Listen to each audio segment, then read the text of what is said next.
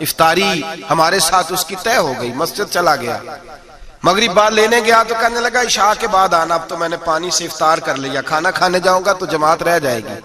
کہتے ہیں عشاء کے بعد میں لایا، اس کو کھانا کھلایا، رات گہری ہو گئی تو میں نے کہا تو سو نہیں جاتا؟ کہنے لگا کوئی عرض نہیں، کبھی دور مزدوری کرنے نکل جاؤں تو رہ بھی جاتا ہوں، گھر والوں کو پتا ہے۔ کہتے میں نے مسافر خانہ کھولا، یوں سمجھیے ڈرائنگ روم بیٹھک میں نے کھولی، اس کو سلا دیا، میں اور میری بیوی اپنی معذور بیٹی کو روٹی دینے گئے اور ہم نے جا کے اس کو کھانا کھلایا جو ٹانگوں سے معذور تھی، اور ساتھ کہا کہ بیٹی آج بڑا پرہیزگار جوان ہمارا مہمان ہے، آج چڑھتی جوانی اور تقوی کی روشنی اس کے چہرے سے چمکتی ہے، کیا بات ہے، بڑے ہی اچھے گھرانے کا تربیت یافتہ ہے۔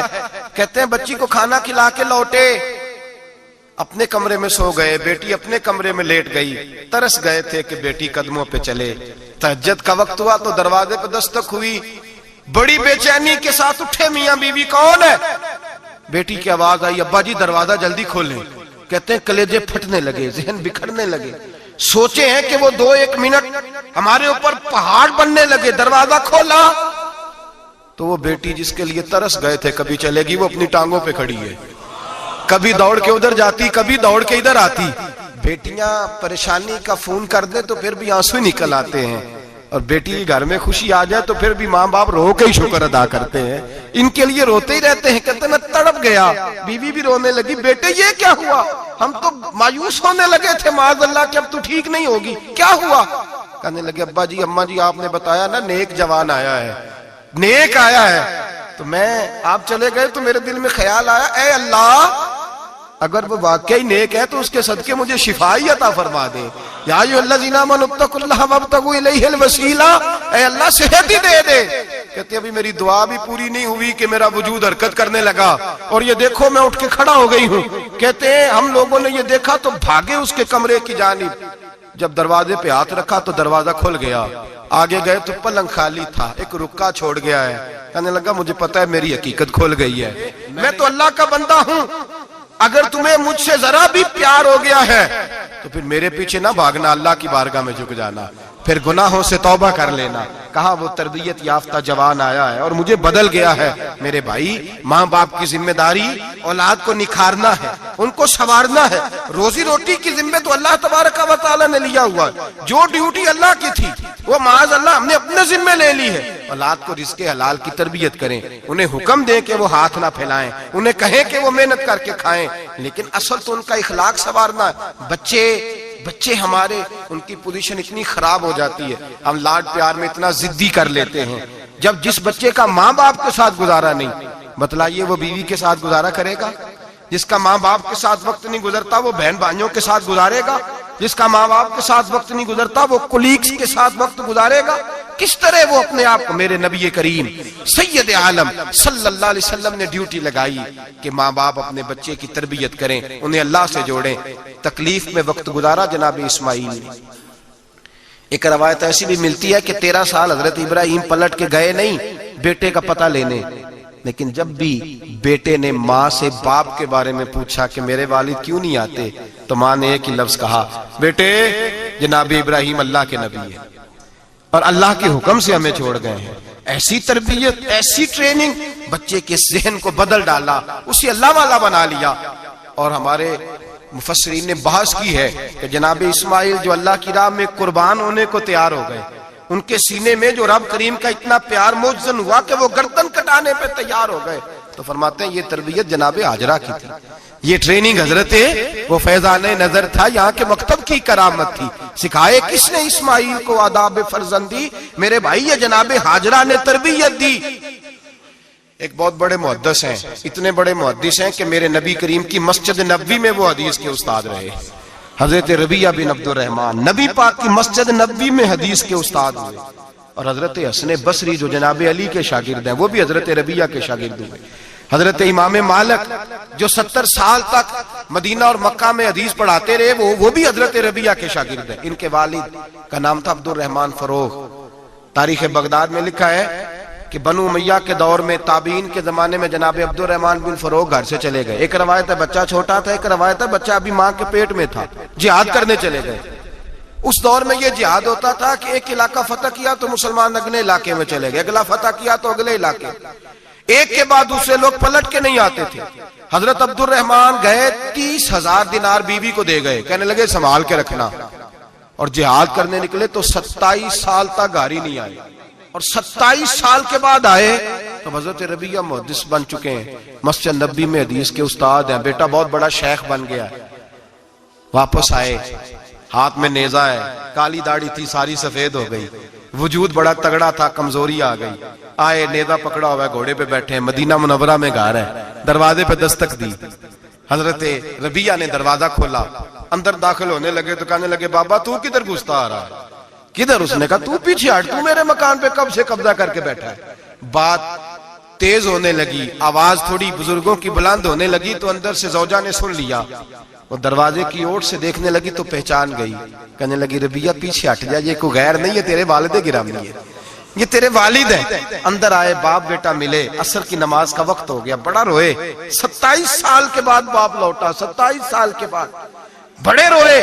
نماز کا وقت ہوا تو حضرت ربیعہ جلدی سے وضو کیا، مسجد نبوی شریف چلے گئے۔ جناب عبد الرحمن فروغ نے بھی کھانا وانا کھانا تھا، کھانا کھانے بیٹھے تو حکم دیکھے شوہر کیا کرتا ہے، یہ نہیں پوچھا کہ 27 سال حال کیا رہا، پوچھنے لگے میں تجھے 30,000 دینار دے گیا تھا وہ کدھر ہے؟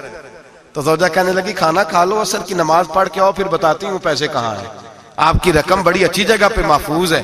کہتے ہیں میں نماز پڑھنے مسجد گیا، عصر کی نماز کے بعد میرے نبی پاک کے منبر پر ایک نوجوان بیٹھا ہے، گھر میں تو ان کا انداز ٹوپی پہننے کا تھا نا، سادے عام لباس میں، مسجد نبی میں جبہ پہنا ہے، سر پہ امامہ ہے، خوبصورت لب و لہجے میں رسول اللہ کے منبر پر بیٹھ کر، نبی پاک کے منبر پر بیٹھ کر، پتہ نہیں آپ کو اس بات کی لذت نصیب ہو رہی ہے کہ نہیں، عام جگہ نہیں، نبی پاک کے حضور کے منبر پر بیٹھ کر نبی پاک کی حدیثیں سنا رہے ہیں، اتنا بڑا مقدر۔ کہتے ہیں حضرت امام مالک جیسے لوگ، خواجہ حسن بصری جیسے لوگ کاغذ قلم لے کے حدیثوں کی سماعت کر رہے ہیں، ان سے درس لے رہے ہیں۔ جناب عبد الرحمن کہتے ہیں میری نظر اٹھی، کچھ بوڑھا ہو گیا تھا، کچھ اس وقت وہ ٹوپی میں سادے لباس میں تھے، پہچان نہ پایا۔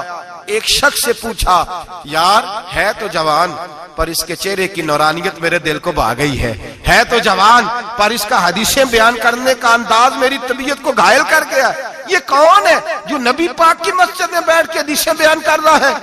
تو کہتے ہیں امام مالک کہنے لگے بابا جی چپ کر جاؤ، ہمارے استاد کے بارے میں اونچے لب و لہجے میں بات نہ کرنا، دیکھتے نہیں کتنے کتنے لوگ بیٹھے ہوئے خاموشی سے۔ تو میں نے کہا مجھے بھی تو بتا دو نا ہے کون؟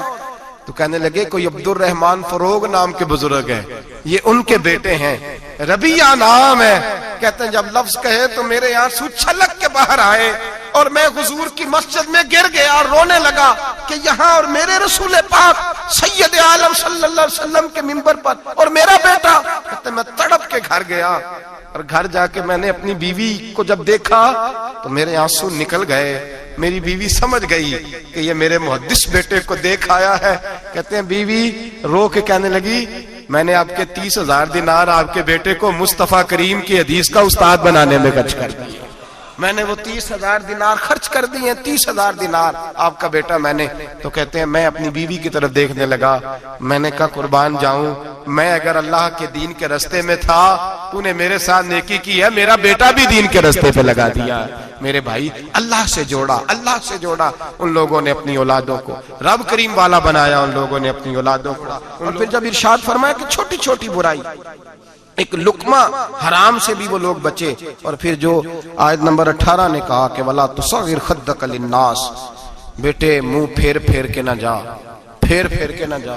اگر آپ ناراض نہ ہوں تو ہم تربیت دیتے ہیں، کہتے ہیں اس بچے کے ساتھ نہ پھرا کر، یہ غریب ہے، اس کے ساتھ نہ پھرا کر۔ وَلَا تَمْشِ فِي الْأَرْضِ مَرَحًا، حضرت لقمان بیٹے سے کہتے ہیں منہ پھیر پھیر کے لوگوں سے بات نہ کر اور اکڑ اکڑ کے نہ چل۔ إِنَّ اللَّهَ لَا يُحِبُّ كُلَّ مُخْتَالٍ فَخُورٍ، اللہ کو وہ پسند ہی نہیں جو اکڑ اکڑ کے چلے اور اترائے۔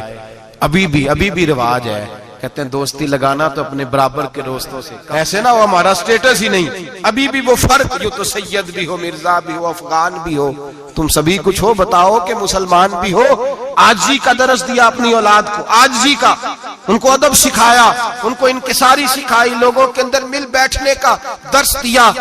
जो आदमी इनकिसारी वाला होता है, आजी वाला होता है, यूं समझो उसे शहद लगा हुआ है, दुनिया खुद उसके पीछे भाग भाग के आती है। जो सबके साथ उसने सलूक करने का आदी होता है, लोग उसके गर्विदा हो जाते हैं। लेकिन जिस आदमी को आप अकड़ना सिखा दें, जिस बच्चे को आप कहें बस तू है और कोई भी नहीं, उसकी अपनी जिंदगी भी उसके लिए परेशानी वाली हो जाती है। मेरे नबी रहमत सैयद आलम सल्लल्लाहु ताला अलैहि वसल्लम ने इरशाद फरमाया, किसी बाप ने अपने बेटे को जो सबसे अच्छा तोहफा दिया है वो ये है कि उसने अपने बच्चे को अच्छा अदब सिखा दिया है, अपने बच्चे को अच्छा। हजरत लुकमान कहते हैं, बेटे मुंह फेर फेर के बातें न करना, जमीन पे अकड़ अकड़ के न चलना, अल्लाह को अकड़ने वाले लोग पसंद। हारून रशीद ने इमाम निसाई की ड्यूटी लगाई कि मेरे बेटे को हदीस पढ़ाएं गारा आके। तो इमाम निसाई कहने लगे ये नबी पाक का दीन है, ये मैं इसको रुसवा नहीं कर सकता, जिसने पढ़ना है मेरे पास आके पढ़े, और जहां सब बच्चे बैठते हैं वहीं पढ़े। हारून रशीद कहने लगा, हुजूर आप क्या समझते हैं, मैंने भी तो आपको आजमाने के लिए ये जुमला कहा था, ये वहीं आके पढ़ेगा जहां सारे गरीबों के बच्चे पढ़ते हैं। अब तो रोज उस्ताद कटहरे में खड़ा होता है, स्कूल के उस्ताद का तो मुझे नहीं पता, पहले मदरसे का उस्ताद तो रोज बेचारा हाथ बांध के चौधरी साहब ने कहते मेरे मुंडे नु मारे, तू 8000 का मौलवी है और मेरा बेटा तो 8000 के रोज गोलगप्पे खा जाता है, मेरे बेटे को तूने मारा है, तुझे अपनी हैसियत का पता है? रोज उस्ताद कटहरे में खड़ा होता है। बच्चे फ्री में मुफ्त में हाफिज जी मुफ्त में हिफ्ज कराते हैं। खुदा जाने मोहतरम कितनी मुश्किल से इदारा चलाता है, और बच्चे के माँ बाप आ कहते हैं बुलाओ मौलवी साहब को, उसकी ताकत कैसे हुई मेरे बच्चे को मारा है? वो मौलवी, वो जो कल दाने लेने आया था, वो आज मेरे बच्चे को मारेगा? ये रवैया है हमारा। हारून रशीद बादशाह ने अपने बेटे को इमाम निसाई के पास पढ़ने बिठाया।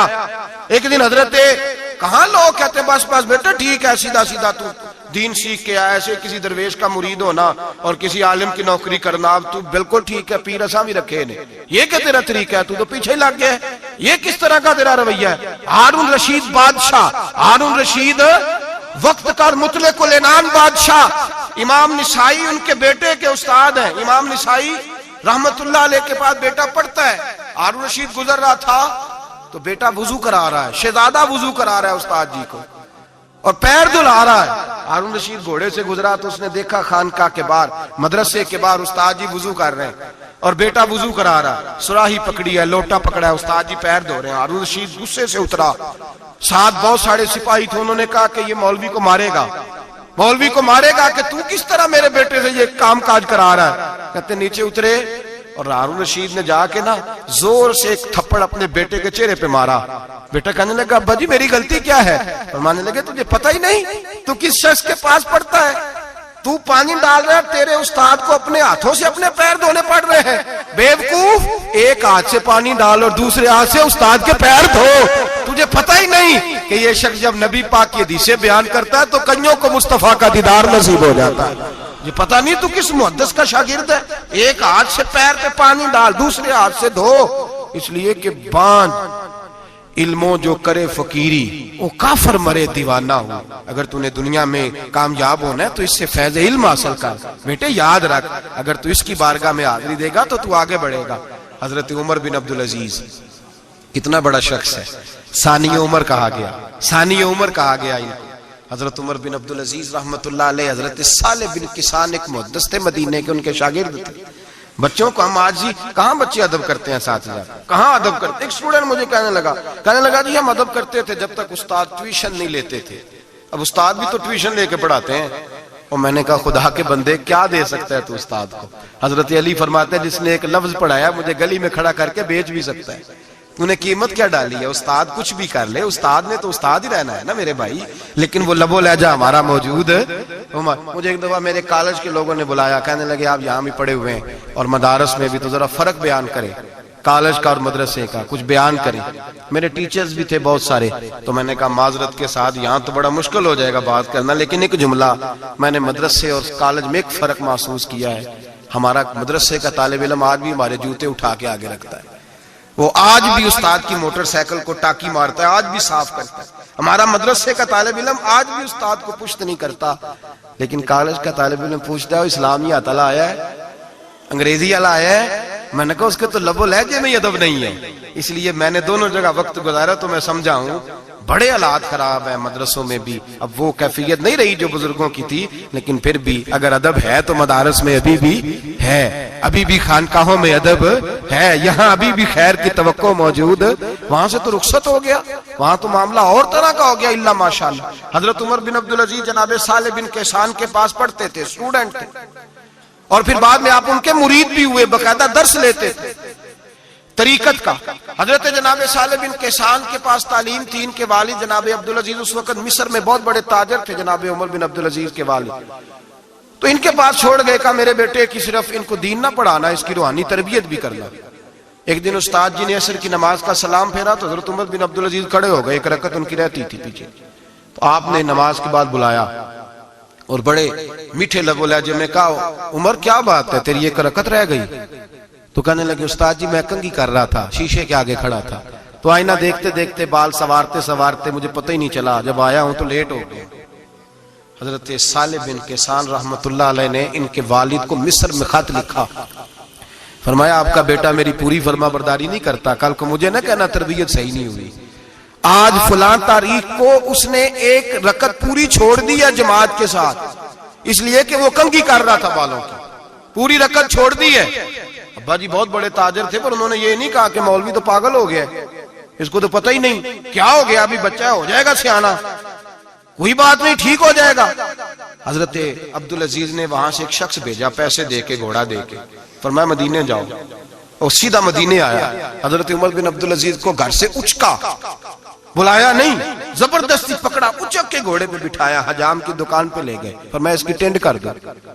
نے بال کاٹ دیے اور بال کٹوا کے سیدھے حضرت صالح بن کیسان کے پاس لے گئے. کہنے لگے حضور یہ کھاتا ہے اس کے والد کا، میں نے اس کی ٹینڈ کرا دی ہے، جس بالوں کی وجہ سے اس کی جماعت رہ گئی تھی میں نے وہ بال ہی ختم کر دیے. تو اس کے والد کہتے ہیں آپ ذرا ذرا سے بھی بات، ایک ذرہ برابر بھی بچے کے اندر ہم کوتاہی برداشت، ہم اسے سنوارنا چاہتے ہیں، معاشرے کو دینا چاہتے ہیں، ہم ایک خوبصورت انسان بنانا چاہتے ہیں. تو حضرت لقمان کہنے لگے بیٹے تو چہرہ رخسار بدل بدل کے لوگوں سے بات نہ کر، اکڑ کے نہ چل، اس لیے کہ اللہ کو اکڑنے والے پسند. تو کیا کر وقصد فی مشی کا وغضض من صوتک، درمیانی چال چل، آواز کو پست رکھ. ہم اپنے بچوں کو میانہ روی کا درس نہیں دیتے. اگر کسی کے پاس بہت زیادہ پیسے ہیں تو وہ بس کہتا ہے میرا بیٹا، میں نے سارے لاڑ دیکھے ہیں، میں نے ہر خواہش پوری کی ہے. یہ تو کوئی عقل مندی کی بات نہیں.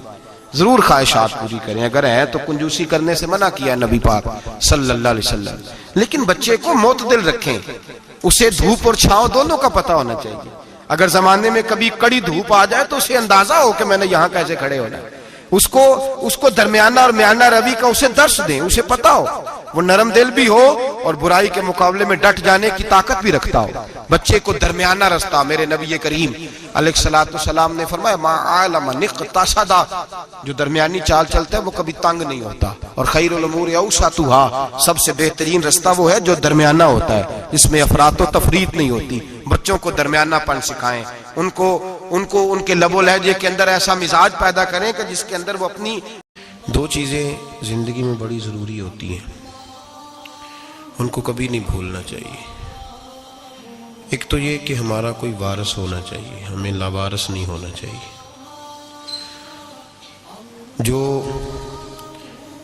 جس جانور کے گلے میں کسی کا پٹا نہیں ہوتا اسے جس وقت جس کا دل چاہتا ہے مار دیتا ہے، اور جس کے گلے میں کسی کا پھٹا ہوتا ہے بچا رہتا ہے. تجھ سے در در سے سگ، سگ سے ہے مجھ کو نسبت، میری گردن میں بھی ہے دور کا پٹکا تیرا. ایک تو وارث والا بندے کو لاوارث نہیں ہونا چاہیے، اور دوسرا اسے یہ بھی احساس ہونا چاہیے کہ میرے وارثوں کی میری طرف توجہ کتنی زیادہ ہے، میری طرف توجہ کتنی زیادہ ہے. اللہ بڑا مہربان ہے، بڑا کریم ہے، بڑا رحیم ہے، لیکن وہ کہتا ہے میری توجہ تو کرانا اپنی جانب، تو آ تو صحیح نا مسجد میں، میری توجہ کرانا. تو نماز پڑھے گا تو میں تجھے ثواب دوں گا، تو روزہ رکھے گا تو میں تجھے اجر دوں گا، تو حقوق العباد پورے کرے گا تو میں تجھے معاف کروں گا. یہ تھوڑی بات ہے کہ اللہ بڑا مہربان ہے تو ہم گھر میں بیٹھے رہیں تو رحمت چھلک چھلک کے آئے گی، اس میں شک نہیں. لیکن وہ کہتا ہے تجھے ماننا تو پڑے گا نا، اگر تو نہیں مانے گا تو تجھے سزا دوں گا۔ ایک تو وارث والے بنے، لاوارث نہ بنے، اور دوسرا یہ خیال کریں کہ اگر میرا کوئی وارث ہے، میرے اگر کوئی آقا ہیں، تو میں نے کس حد تک ان کی توجہ اپنی جانب کرائی ہے۔ اعلیٰ حضرت فرماتے ہیں کیسے آقاؤں کا بندہ ہو رضا، بول بالے میری سرکاروں کے۔ نسبت بندے کو بچا دیتی ہے۔ جب کسی کا کوئی وارث ہوتا ہے تو لوگ کہتے ہیں ستّی خیرہ، میں کہتا ہوں اسے ساری خیر ہی ہوتی ہے، 7-8 نہیں، ساری خیر ہی ہوتی ہے۔ مجھے دشمنوں نہ چھیڑو، میرا ہے کوئی جہاں میں۔ جب کوئی وارث ہوتا ہے نا تو پھر انسان بچا رہتا ہے۔ بہت ساری چیزیں تو ویسے ہی وارثوں کے کھاتے میں چلی جاتی ہیں، ادھر آتی نہیں۔ بہت ساری چیزیں تو ویسے وارثوں کے کھاتے میں چلی جاتی ہیں۔ وارثوں کے کھاتے میں حضرت بابا بلے شاہ صاحب فرمایا کرتے تھے، بلے شاہ دیو جانے مینوں اپنی توڑ نبھا لیندے۔ یاد رکھیں لاوارث اور بے وارث نہ بنے۔ جو بچہ باپ کے گھر کے اندر رہتا ہے، چھتری کے نیچے رہتا ہے، جو کہتا ہے میں ابا جی کے ساتھ ہوں، میں ادھر بیٹھا ہوں آپ کے ساتھ ہوں، باپ بھی خیال کرتا ہے، وہ کہتا ہے ٹھیک ہے میرا بیٹا ہے، اس کی ضرورتوں کا خیال کرتا ہے۔ جو بیٹا اپنے 4 برتن لے کے علیحدہ ہو جائے، ابا جی پتہ اسے کیا کہتے کہتے کماتے کھا موج کر، اب کماؤ اور کھاؤ، بات ختم ہو گئی۔ جب تک تو میری چھتری کے نیچے تھا، میری ذمہ داری میں تھا، اب موج کرو۔ اور بعض باپ ایسے بھی ہوتے ہیں جو کہتے ہیں بھئی وہ علیحدہ ہے، میرا اس کے سیاہ سفید سے کوئی تعلق، علیحدہ نہ ہو جائے، کبھی بھی علیحدہ نہ ہو جائے۔ جڑی بکری اجڑوں وچھڑی وہ بگیاڑا جوگی، علیحدہ نہ ہو جائے، اندر رہیں، چھتری کے نیچے رہیں، ادھر ادھر دائیں بائیں نہ بھاگیں۔ قرآن مجید فرقان حمید کی سورہ انفال کی آیت نمبر 33، کفار مکہ نبی پاک صلی اللہ تعالی علیہ وسلم سے کہتے تھے کہ اگر ٹھیک ہے ہم نہیں مانتے معاذ اللہ، تو آپ اللہ سے کہیں ہم پہ پتھر نازل کریں، آپ کہیں اللہ سے عذاب نازل کریں، کہیں اللہ سے۔ نبی پاک صلی اللہ علیہ وسلم نے نہیں کہا، یہ حضور کی رحمت تھی۔ حضور نے کہا ہی نہیں کہ یا اللہ تو نازل فرما پتھر۔ کافر کہتے تھے کہیں اللہ سے پتھر نازل کرے، تو اللہ پاک نے سورہ انفال کی آیت نمبر 33 میں فرمایا محبوب وما کان اللہ لیعذبہم وانت فیہم، اللہ کا کام ہی نہیں انہیں عذاب دے، اللہ کا کام ہی نہیں، محبوب میری رحمت کو گوارا نہیں، کیسے عذاب دوں، وانت فیہم، تو جو ان کے درمیان موجود ہے۔ محبوب جب تک تو مکے میں موجود ہے، مدینے میں موجود ہے، میں انہیں عذاب نہیں دوں گا۔ یہ مانگیں گے بھی تو میں انہیں عذاب، اللہ تو کافر کو عذاب نہیں دیتا مصطفیٰ کی برکت سے، اللہ تو کافر کو۔ بلکہ ایک نکتہ ہمارے مفسرین نے بیان کیا ہے، نبی پاک صلی اللہ علیہ وسلم طائف تشریف لے گئے تو حضور سید عالم صلی اللہ علیہ وسلم نے ان کو تبلیغ کی، انہوں نے جواب میں پتھر مارے، حضور کو لہو لہان کر دیا، حضور واپس تشریف لائے۔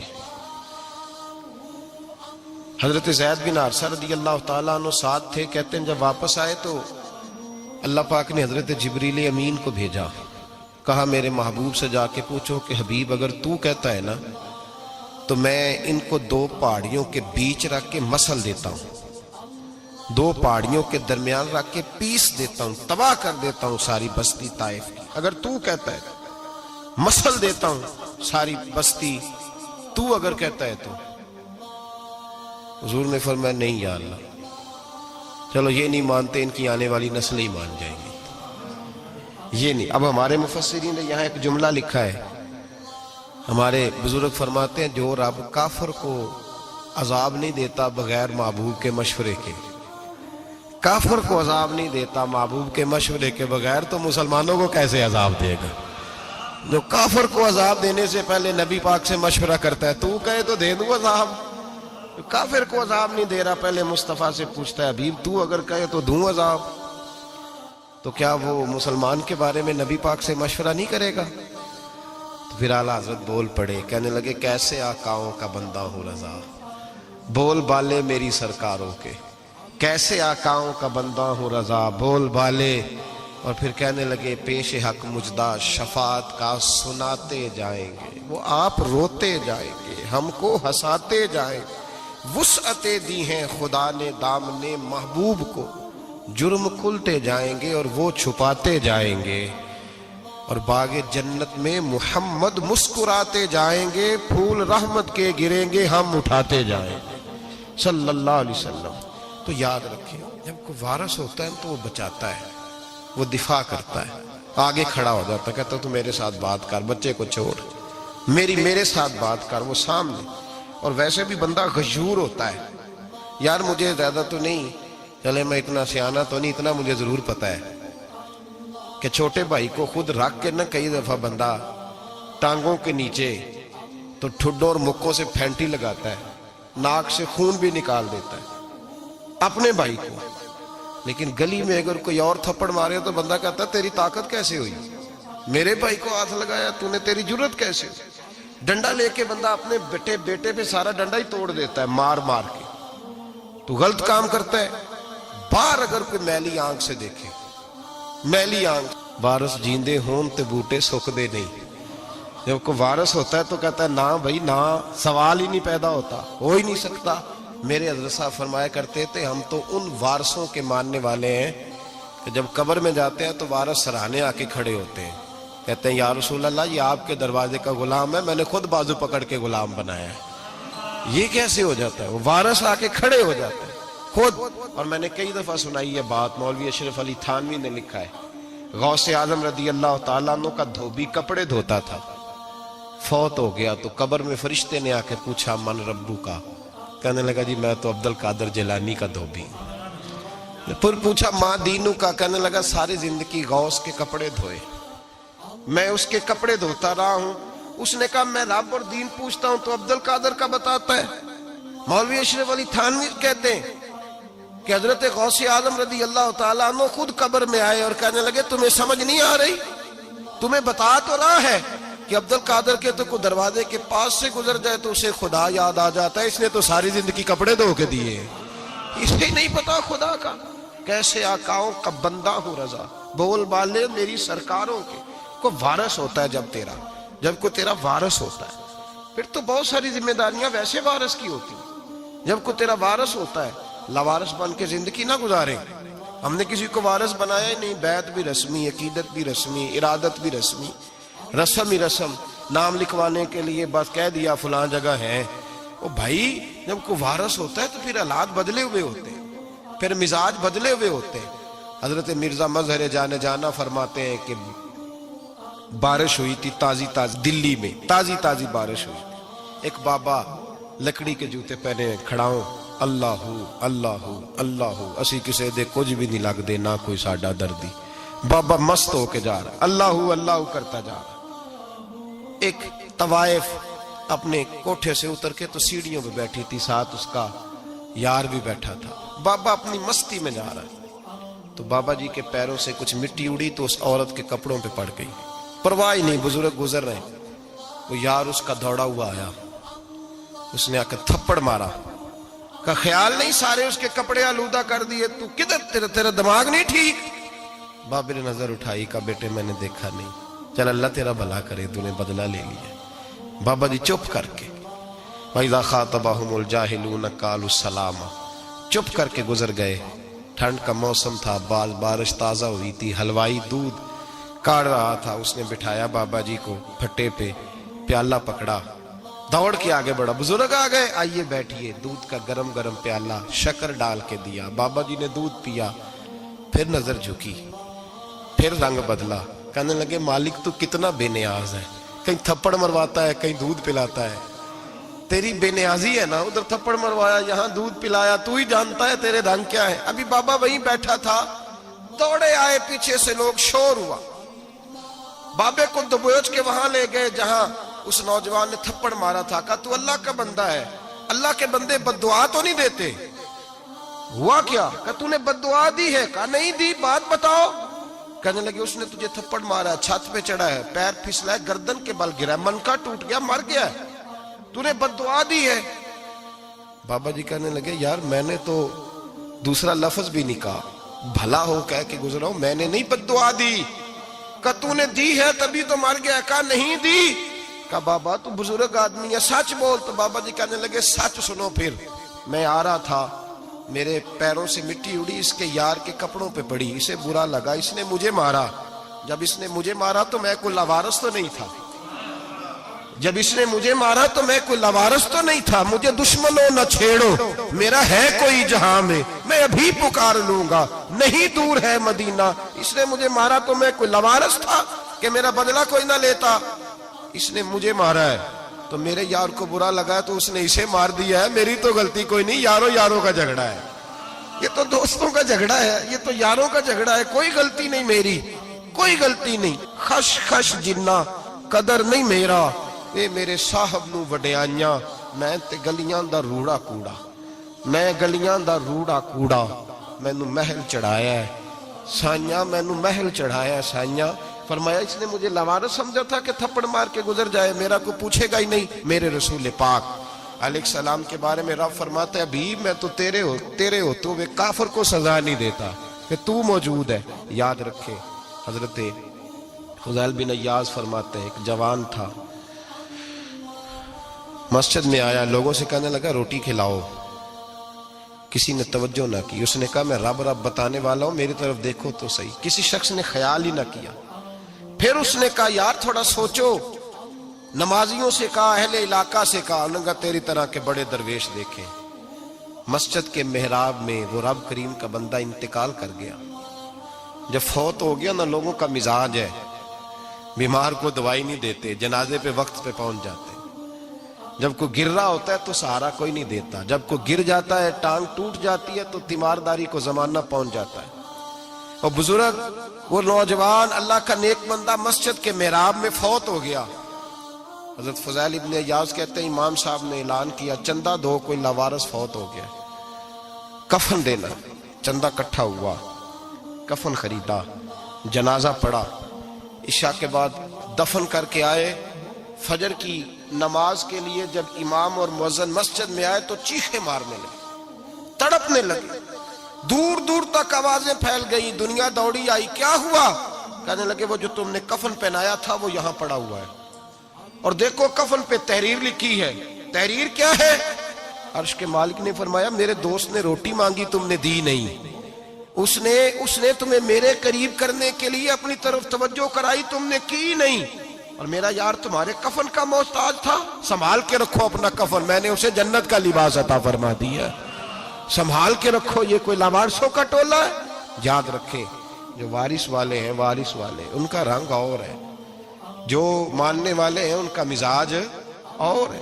اپنی زندگی لاوارثوں کی طرح نہیں گزاریں, تھوڑا سا ادھر گیا تھا تو پھر تھوڑا سا ادھر گیا تھا تو تھوڑا سا. یہ کیا بات ہوئی, یہ کیا بات ہوئی؟ اپنے آپ کو, اپنی نسبت کو, اپنے عقیدے کو مضبوط رکھیں. 1 انچ کے لیے اعلیٰ حضرت فاضل بریلوی رحمت اللہ علیہ کے مکان کی دیوار گر گئی. ایک کونا مکان کا, آپ جانتے ہیں پرانی دیواریں چھوٹی ہوتی تھی اور بارشوں میں اکثر گھروں کی دیواریں گری ہوئی ہوتی تھی. ایک سائیڈ کی دیوار گر گئی تو اس کونے میں ہندوؤں کا گھر تھا. اب مستری صاحب رات کو آئے, ان سے بات ہوئی تو کہنے لگے سویرے کام شروع کروں گا. کہا 1-2 صاحب نے کہ ہندوؤں کا گھر ساتھ ہے اور وہ دشمن بھی بڑے زیادہ ہیں, تو رات کو ہی ہو جائے. کہنے لگا جی نہیں میری مجبوری ہے, مزدور کہاں سے لاؤں گا, بڑے معاملات ہیں, سویرے شروع ہوگی. اب رات کو مولانا ظفر الدین بہاری علیہ رحمہ کہتے ہیں بچے مدرسے کے, باقی سارے لوگ, سب کو جمع کیا گیا, چونکہ اس طرف سے تھوڑا خطرہ تھا ہندوؤں کی جانب سے. کہا جناب یہ بڑے دشمن ہیں اسلام کے, تو اس طرح کرو کہ 2-3 بچوں کی ڈیوٹی لگائیں یا کچھ لوگوں کی یہاں رات کو پہرا دیا جائے. ٹھنڈ بھی بڑی زیادہ تھی, کھڑا ہونا بھی مشکل تھا. اعلیٰ حضرت رحمت اللہ علیہ عشاء کی نماز کے بعد جلدی حجرہ خاص میں تشریف لے جاتے تھے. اس رات جب دیکھا نا باہر شور ہو رہا ہے تو اسی طرح سر پہ ایک رومال لپیٹا تو باہر آ گئے. کہنے لگے کیا شور ہے؟ کہ حضور سردی ذرا زیادہ ہے تو یہاں کسی کی ڈیوٹی لگانی ہے پہرے کی. 2 منٹ خاموش رہے, پھر فرمانے لگے کوئی ضرورت نہیں, جاؤ سو جاؤ سارے جا کے, کوئی ضرورت نہیں, جاؤ اپنے اپنے گھروں کو, کوئی حاجت نہیں, پہنچ جاؤ. کہا حضور مہربانی کرے, وہ طے ہونے لگا تھا. فرمایا میری وجہ سے کیوں کوئی ساری رات بیدار رہے, جاؤ تمہیں کہا نا آرام کرو. لوگ سو گئے. صبح فجر کی نماز پڑھ کے اعلیٰ حضرت رحمت اللہ تعالی علیہ جب سیڑھیاں اتر رہے تھے رضا مسجد کی, تو وہ جس ہندو کی جانب سے زیادہ خطرہ تھا وہ سیڑھیوں پہ بیٹھا تھا, مسجد کی سیڑھیوں پہ. سب لوگوں کی توجہ ہو گئی. کہنے لگا مولانا میں کلمہ پڑھنے آیا ہوں, مجھے کلمہ پڑھا کے مسلمان کر دو. میں کلمہ پڑھنے آیا ہوں, مسلمان کریں. لوگوں کی توجہ. اعلیٰ فرمانے لگے نہیں ابھی تو انتظار کر, تھوڑی دیر کے اچھی طرح سوچ لے, جذباتی فیصلہ نہ کر کہ تو آ رہا ہے. یہ کہہ کے جب 2 سیڑھیاں نیچے اترے اس کے پاس سے تو اس نے پیر تھام لیے. کہنے لگا اب ایسے تو نہ کرو. رونے لگا. اعلیٰ حضرت رحمت اللہ نے کلمہ پڑھایا, کچھ باتوں کی نصیحت فرمائی, تشریف لے گئے. گھیرنے والے گھیر کے بیٹھ گئے. کہنے لگے ہمیں بھی بتا بدلہ کیسے ہے. کہنے لگا دیوار گر گئی, آدھی رات کے وقت, آدھی رات تک انتظار کرتا رہا, پہرے دار کوئی نہیں, تو 2 تلواریں لے کر جب میں ان کے مکان کی جانب بڑھا, میں نے کہا آج گردن کاٹوں گا اور کاٹ کر کے نکلوں گا. کہتا ہے جب میں قریب آیا تو 2 شیر کھڑے تھے, اوپر سے پلٹ کے آیا تو پھر کھڑے تھے, ادھر سے پلٹ کے آیا تو پھر کھڑے تھے. فرماتے ہیں میں 2 گھنٹے کے بعد آیا تو پھر پلٹ کے کھڑے تھے. میں پھر 1 گھنٹے کے بعد آیا, سحری کا وقت ہو گیا تو پھر پلٹ کے کھڑے تھے. اب میں ڈر کے بھاگا. کہتے ہیں فاضل بریلوی نے اپنی کھڑکی سے منہ باہر نکالا. کہنے لگے اور کتنا تجربہ کرے گا, مجھے تو لاوارث سمجھتا ہے, لاوارث ہوں میں, اور کتنا تجربہ کرے گا, بس کر مان جا. میں نے کہا حضور یہ کون ہے, مجھے بتائیے تو صحیح یہ کون ہے. تو کہنے لگے میں نے ساری زندگی رسول اللہ کی عظمت کا دفاع کیا ہے, ساری زندگی غوث اعظم کے نعرے لگائے ہیں.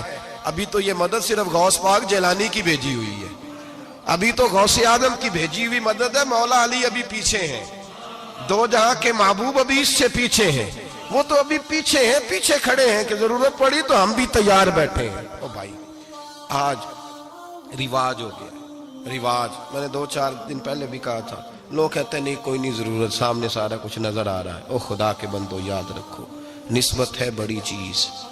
جہانے تگو دو میں اگر کسی کو نسبت میسر آ گئی نا, نسبت, خالی دامن ہی مل گیا, تیرے ہاتھ میں کچھ ہے تو ہونی چاہیے نا. خالی دامن ہی تجھے کسی کا میسر آ گیا تو تو بچ گیا. اپنی نسبتوں کی حفاظت کریں, ان کو مضبوط کریں, ان پر محنت کریں, ان پر توجہ رکھیں. یہ نسبت جو ہوتی ہے نا, نسبت, یہ دیکھیں نا ایک گتا ہے, عام کتاب کو لگا ہوا ہے تو جہاں مرضی رکھ دو, اس کی کوئی قدر نہیں. لیکن جو گتا قرآن مجید کو لگ گیا ہے اس کو بغیر وضو چھونا جائز ہے. ایک پٹھے پہ اینٹ بنی ہے, جو باتھ روم میں لگ گئی وہاں بغیر جوتے کے جایا نہیں جا سکتا, اور جو مسجد میں لگ گئی وہاں جوتے پہن کے جایا نہیں جا سکتا. یہ نسبت ہے بڑی چیز. اگر میسر آئے, نصیب ہو, اپنی نسبت کو مضبوط کر کے رکھا کریں, اس کی جولانی کا مظاہرہ کیا کریں. اس نسبت میں روز توانائی آنی چاہیے. میں آپ کو بڑی ذمہ داری کے ساتھ ایک بات بتاتا ہوں تجربے کی. ہمیں جتنا کسی نے آ کے کہا ہے نا نسبت کے خلاف, ہماری نسبت اس سے زیادہ مضبوط ہوئی. ہمیں جتنا کسی نے آ کے کہا ہے نا جی آپ کو کیا ملا, آپ کو کیا ملا, تو ہم نے اتنا کہا یار جیسے جیسے تو کہتا جاتا ہے ہماری تو نسبت میں اضافہ ہوتا جاتا ہے, ہمارا تو مزاج بدلتا جاتا ہے. روز ایک نیا پردہ کھلتا ہے, روز ایک نیا رنگ واضح ہوتا ہے, روز ایک نئی توانائی. ابھی تھوڑے دن کی بات ہے, ایک مولانا شرف الدین صاحب ہے, مفتی صاحب, میرے حضرت صاحب کے مرید ہوئے. مفتی تھے, عالم آدمی تھے, سرکار تاج الشریعہ, ہمارے شیخ سے بیعت کی. اب ہمارے حضرت صاحب کا اس وقت حال وہی ہے, وَرَأَيْتَ النَّاسَ يَدْخُلُونَ فِي دِينِ اللَّهِ أَفْوَاجًا. اب فوجوں کی فوجیں لوگ آتے ہیں. ہم نے دیکھا ہے صرف خالی مرید ہونے والے بار سینکڑوں کی تعداد میں ہزاروں لوگ بیٹھے ہیں کہ صرف بیعت اتنا کہہ دیں ہم نے قبول کیا. اس عالم میں, اور جہاں حضرت صاحب کا اعلان ہو جائے کہ تشریف لا رہے ہیں, وہاں لاکھوں کا مجمع جمع ہو جاتا ہے, اور ایک جھلک دیکھنے کو لوگ ترستے رہتے ہیں. یہ کیفیت ہم نے دیکھی. وہ دور گزر گیا, کبھی ایسا بھی ہوتا تھا ایک میں ہوتا تھا, ایک تو ہوتا تھا, اور تیسری تنہائی ہوتی تھی. وہ دور بیت جاتا ہے, وہ لمحے کسی کسی کو نصیب آتے ہیں. حضرت کا وہ مولانا شرف الدین صاحب کہتے ہیں مرید ہوا, تو مرید ہوا مجمع میں, رسی حضرت پھینکتے ہیں یا چادر پھینکتے ہیں تو پکڑ کے مرید ہوا, تو ساتھ ساتھ اور چادریں باندھی تھی, لوگوں نے پکڑی ہوئی تھی. ایک مولانا, میں جب بیعت ہو کے آیا ان کو بتایا تو مجھے کہنے لگے یار تو ایسی جگہ مرید ہو گیا جو تیری بات بھی نہ سن سکے, جن کو تو دکھڑا بھی نہ سنا سکے, جو مصروف ہی بڑے رہتے ہیں, کہاں مرید ہو گیا تو. ایسے پیر کا بیعت ہوتا جہاں تو جاتا, وہ تیرے پاس آتے, گفتگو ہوتی, بات چیت ہوتی. کہتے جب انہوں نے مجھے بہت زیادہ قائل کیا نا, بہت زیادہ, تو میں نے ارادہ کر لیا, میں نے کہا بات ٹھیک ہے, بیت کہیں اور ہونا چاہیے تھا.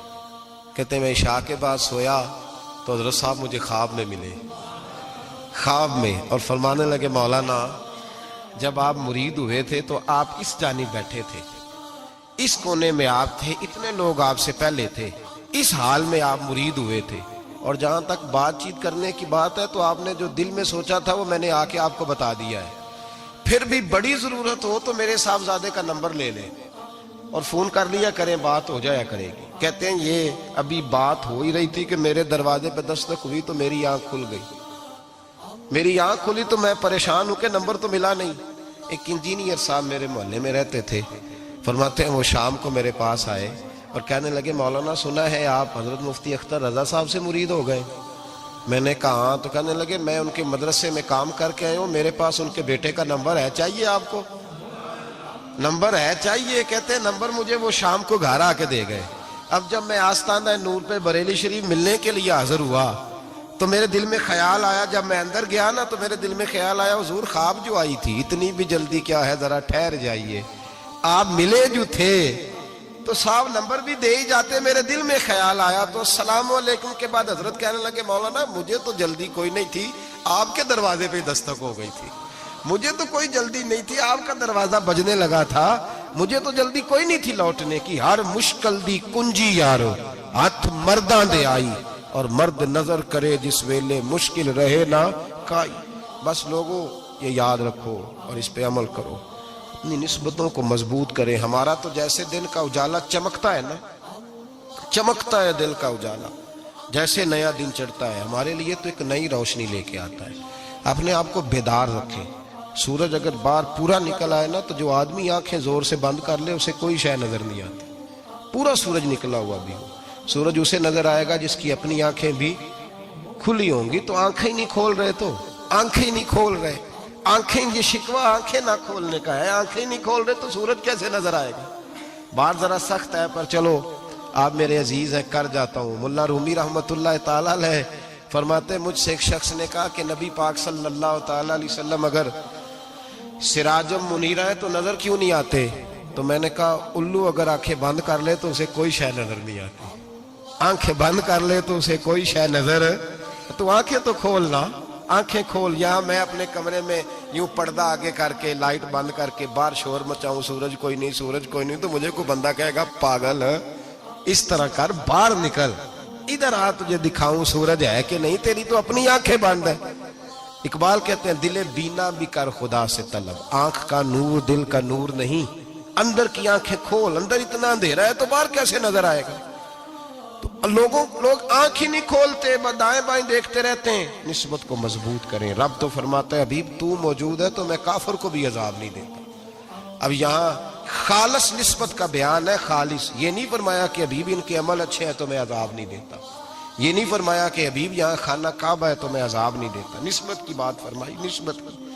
یہ نہیں فرمایا کہ حبیب یہاں روز طواف ہوتا ہے تو عذاب نہیں دیتا، یہاں تلاوت ہوتی ہے تو فرمایا حبیب تو ہے اس لیے میں انہیں عذاب. مدینے میں کبھی زلزلہ نہیں آیا، پتہ ہے آپ کو؟ اس لیے نہیں آیا کہ وہاں میرے مصطفیٰ کا گنبد خضرا ہے. کوئی فصل وہ بیجتے نہیں، کوئی فصل بوتے نہیں، وہ کوئی فصل بھی، لیکن دنیا کی ہر شے آپ کو مدینے میں ملتی ہے. جو سب سے اچھا پھل کھانا چاہے اسے مدینے میں جا کے ملتا ہے، اس لیے کہ وہاں گنبد خضرا کی ہریالی موجود ہے. دنیا کی ہر نعمت ملتی ہے اس لیے کہ گنبد خضرا جو موجود ہے. تو بھائی یہ نسبتوں کی بات ہے، نسبتوں کی. پرانی امتوں میں جب کوئی گناہ کرتا تھا تو دروازے پہ لکھا ہوتا تھا سویرے. میرے حبیب نے دعا فرمائی مولا یہ میرے ہیں انہیں رسوا نہ کرنا، اے اللہ میرے ہیں انہیں رسوا نہ کرنا. تو میرے بھائی سن لو اور یاد رکھ لو، لاکھوں پاپ بھی لوگ کر کے آئیں، سویرے منہ دھو کے نکل آئیں تو عرش کا مالک رسوا نہیں کرتا، بلکہ کہتا ہے تو میرے دامن میں چھپ جا. اندر جا کے جہاں گناہ کیا ہے وہاں جا کے دل سے سچی توبہ کر لے، میں قیامت میں بھی کسی کو نہیں بتاؤں گا کہ تو نے گناہ کیا. تو برکت کس کی ہے؟ رسول پاک کی. یہ برکت کس کی ہے؟ حبیب دو عالم کی صلی اللہ. غلامی کا رشتہ مضبوط کریں، غلامی کا. وارث والے بنے، لوارث نہ بنے. لوارثوں جیسی زندگی نہ گزارے، جہاں مرضی چلے گئے، جہاں مرضی چھٹیاں کار ہے، جتنے مرضی ٹائم بتا ہے، جو مرضی طبیعت میں آیا کرتے پھرے، پتہ ہی کوئی نہیں، حال ہی کوئی نہیں. یہ کوئی کیفیت نہیں ہے، کوئی بھی. مجھے ایک صاحب کہنے لگے کہ ایک پیر بھائی پوچھ رہا تھا حضرت صاحب کا حال کیا ہے. میں نے آج کے بعد اس نے تجھ سے پوچھا تو بالکل نہ بتانا. وہ کیسا بیٹا ہے، وہ کیسا بیٹا ہے جو پڑوسیوں سے دائیں بائیں لوگوں سے حال پوچھتا ہے؟ اسے پتہ ہی نہیں، اسے خبر ہی نہیں، اسے تو لمحے لمحے کی خبر ہونی چاہیے، اسے تو منٹ منٹ کا پتہ ہونا چاہیے تھا. وہ اس نے کس طرح کی نسبت رکھی ہوئی ہے جس کو ہم سایوں سے پوچھنے پڑتا ہے ذرا پتہ کر کے بتانا حال کیا ہے. تو کدھر تھا بھائی؟ اتنی دیر ہو گئی، تو نے حال بھی کسی اور سے پتہ کرانا ہے. میں نے کہا اس کو کہنا آج کے بعد حال پوچھنا ہوا تو خط لکھے، میں بھی جواب لکھ دوں گا. بات ختم ہو گئی. جب دور دور جو رہنا ہے تو ٹھیک ہے. پھر اس طرح نہ تو خدا ہے نہ میرا عشق فرشتوں جیسا، دونوں انسان ہیں تو پھر کیوں اتنے حجابوں میں ملے. اور اس نے کہا تھا اب کہ ہم بچھڑے تو شاید کبھی خوابوں میں ملے، جیسے سوکھے ہوئے پھول کتابوں میں ملے. ایسا کام نہ کریں کہ وہ انداز ہی بدل جائے. اپنے آپ کو، اپنی نسبتوں کو مضبوط کریں. اللہ تبارک و تعالیٰ سے دعا اور التجا ہے کہ اللہ کریم ہمیں نسبتوں کی مضبوطی عطا فرمائے، اور اللہ تبارک و تعالیٰ ہمیں یہ توفیق دے کہ ہم سمجھ جائیں اس بات کو کہ اصل بات ہے کیا، اور اصل کی مضبوطی کتنی ضروری ہے، اصل تک پہنچنا کتنا ضروری ہے. اور یہ بھی یاد رکھیں، اماں جب ناراض ہوتی ہے نا، جب اماں ناراض ہوتی ہے تو کہتی ہے بس نکل جاتا، فٹافٹ نکل، دوڑ جا، کوئی تعلق نہیں. ابا بھی کہتا ہے آج آیا تو ٹانگیں توڑ دوں گا، حال ہی کوئی نہیں. اور وہی بیٹا جا کے 2 منٹ پیروں میں بیٹھتا ہے، کہتا ہے میں تجھے پتہ ہی نہیں میں کتنی ٹینشن میں تھا. تو وہی اماں باہر نکل کے پہلے بڑکے مار رہی ہوتی ہے حد کر دوں گی، پھر وہی اماں کہتی ہے بڑا پریشان ہے بیچارہ. یہ کیفیت ہے. اپنے آپ کو صحیح کریں، اپنی نسبتوں کو مضبوط کریں، احکامات پہ عمل کریں، محبوب کی غلامی تگڑی کریں. یہ جو سستیاں ہیں، کوتاہیاں، ان کو دور کریں. زندگی کا لطف آتا ہی تب ہے جب آپ پورے طور پر اپنے آپ کو چاق و چوبند کرتے ہیں. اگر تھوڑا کر لیا، تھوڑا چھوڑ دیا، 1 پڑھ لی، 3 رہ گئیں، 3 پڑھ لی، 2 رہ گئیں، یہ لطف نہیں ہے، یہ ذائقہ نہیں. اپنے آپ کو مضبوط کریں اور پورا مضبوط کریں، پوری اپنے اندر جو ہے وہ جولانی نسبت کی پیدا کریں. بس یہ دعا کریں اللہ جب تک زندہ رکھے غلامی میں رکھے. کافر اسی پچ ہو گیا، پھر تشبیہ مصلی کی کرنا. اساں ظاہر نوں رب منیائے، باطن دا اللہ کی کرنا. اساں ظاہر نوں رب منیائے، باطن دا اللہ کی کرنا.